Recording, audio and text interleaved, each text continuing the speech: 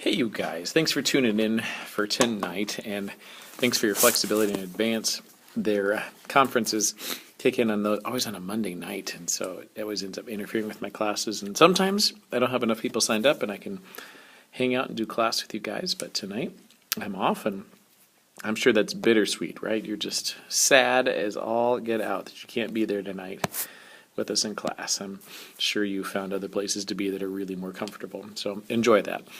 This last class that we talked about was inequalities and solving them graphically was kind of a new thing. We did it symbolically, and there's, for instance, in number 9 it says given the graph of y equals negative x minus 3, and we reviewed the idea that slope is negative 1 and y-intercept is negative 3. So if you look at the graph of it over here to the side, here's your y-intercept of negative 3 and then a slope down 1 over and down 1 over 1. So using that graph as kind of our understanding of what negative x minus 3 looks like, we can say, hey, when does negative x minus 3 equal 0? And I'm really thinking, when does y equals negative x minus 3, that graph, equals 0?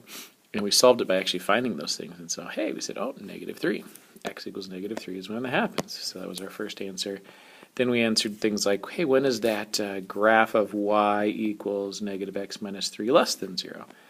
Well, anytime after negative 3. So there's an inequality that we're supposed to write for that, which was anytime it was less than x would be greater than negative 3 would be the notation in inequalities, but it says interval notation. Oh, that pesky interval notation. So that's where you'd have to go in and say, all right, negative 3 to infinity is another way of saying that. Now we're not including negative 3 because that's a place where it is equal to 0, not less than 0, which is what the statement's asking for. And we did the last one as well. When's it greater than or equal to 0?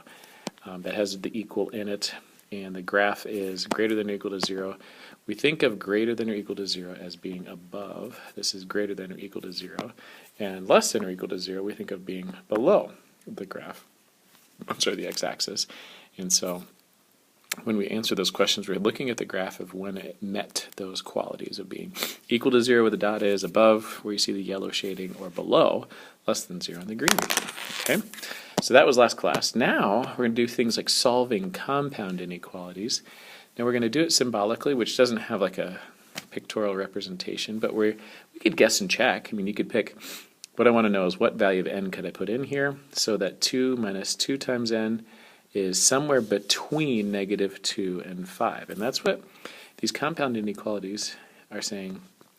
When is it between negative 2 and 5? And we're including including 5 by having that equal with it, and not including negative 2 because there's no equal in that inequality. Now the way I'm going to solve it is to use algebraic techniques, and that's where you kind of balance equations, but it's got 3 parts. There's a left, a middle, and the right. Well, the cool thing is the goal is the same. If you want to satisfy or solve this inequality and find out what n is, or what n falls between, and when we find out later, you're going to see that n is a value itself that has to be between such number and another number. We're going to do inverse operations to all 3 parts of that inequality, the left, middle, and right. So whatever we choose to do, you got to do it to all 3. So we get negative 2 less than, and it's 2 minus 2n, 2 minus 2n, and less than or equal to 5. And hopefully, if I mistype something, I'm doing this real time, and there's a really high chance I'm going to write something funny. And just send me an email if something goofy's on there and I follow through with it and I don't check on it, and I'll send out a note to everybody to let them know, because that kind of happens. But the deal is, I want to know what n is, and so this little n is something I need to get by itself. So algebraically, the way we go about figuring out what n's work is we do the inverse operations to get that n alone. So I'm going to start by saying, hey, subtract 2 from the middle equation, because that'll help me get to the n being alone. But if you choose to do it to the middle, you must also choose to do it to the left and right side. So you just do the same to all 3 parts of the inequality. It maintains the balance that you established by just writing the expression in the beginning. It maintains the same balance where the left side is smaller than the right side. So let's finish this out. Subtracting negative 2 from all of them, make it negative 4 on the left. And there is, it canceled in the middle, and I'm left with negative 2n less than or equal to 3. Okay, so I subtracted 2 from all 3 parts. This is the result. After that, I see that negative 2 multiplied to n, so I'm going to divide everything by negative 2. So remember, there's a multiplied between the negative 2 and n. The inverse would be to divide those, not add. Sometimes I'll see an added 2 here and there, but we are seeing a glue that holds the negative 2 on is multiplication. Its inverse operation is division. Do it all three parts. You're left with positive 2 on the left. Now, there's something funny that just happened. Anytime you divide or multiply by a negative number, that's our one big rule, you flip the inequalities. That even in these compound expressions, if you divide or multiply by a negative number, you want to flip this thing over. So that's negative 4 divided by negative 2 on the left is positive 2, but now it's going to be greater than. The middle is now just n by itself, and in the far right, you got to turn the inequality over to greater than or equal to a negative 3/2, which is negative 1.5. That's our new compound inequality. Now, the way it's written, it's backward. You always want in an interval notation that we're going to have to convert this to get one of our answer choices in A, B, C, or D. You just have to put the small number on the left. So you have to take this expression that we have here. I'm going to highlight it in yellow. And we need to flip it over. And that means put the negative 3/2 on the left, 2 on the right. And when you flip it over, you turn the inequalities with it. It's like flipping it like a pancake. So the result of flipping this over is negative 3/2 less than or equal to n less than 2. It is like taking a spatula, scooping in underneath us, and flipping it over. The inequalities flip, the numbers swap places, n stays in the middle, because that's kind of its rotational piece. And this compound inequality is the same as that equal means bracket on negative 3/2 up to 2. So that's B is our answer choice over there. So that's a conversion to interval notation. Okay, that's that number 10. It's our first compound inequality. Just do all the inverse operations in all three parts, and all is well. So I'm going to go to the next page. My next page, according to my notes. Let's see if I can find it. Here we go. Number 10 on the bottom there. That's the problem. So I gave myself some room on this page. I don't need it. But now let's talk about compound inequalities in general, no matter how weird they look. So I'm going to put some, let's do yellow, and here's a little brighter. Okay.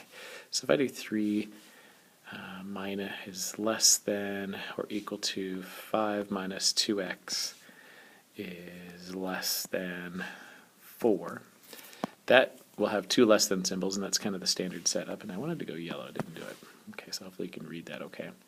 And what I'll do is I want to get to the x by itself, and to make that happen, you always do inverse operations to undo it. So you subtract 5 in the middle to make that happen, but you have to do that to all three parts. So just a quick rerun of how this works. Negative 2 less than or equal to negative 2x less than negative 1, and then you divide, and if you happen to be dividing by negative number, multiplying by a negative number while solving, you want to flip the inequalities. So here's two scenarios I just ran through where that happened.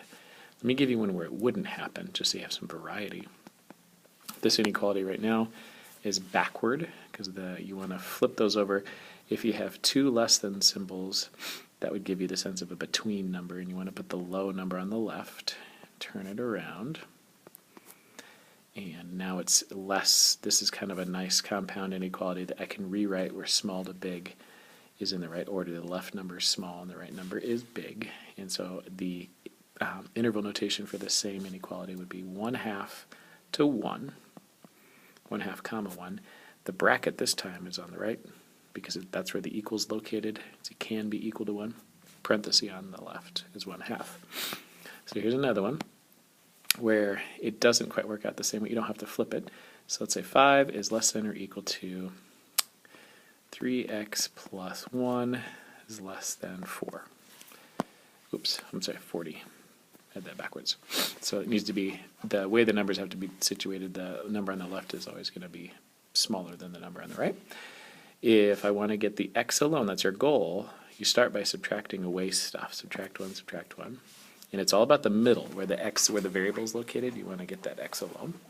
So subtract 1, that makes the middle just 3x, less than or equal to it. Now subtracting 1 doesn't require you to flip the inequalities in any way. It's just when you divide or multiply by a negative. And then finally, to get rid of that, to get x by itself, you divide everything by 3.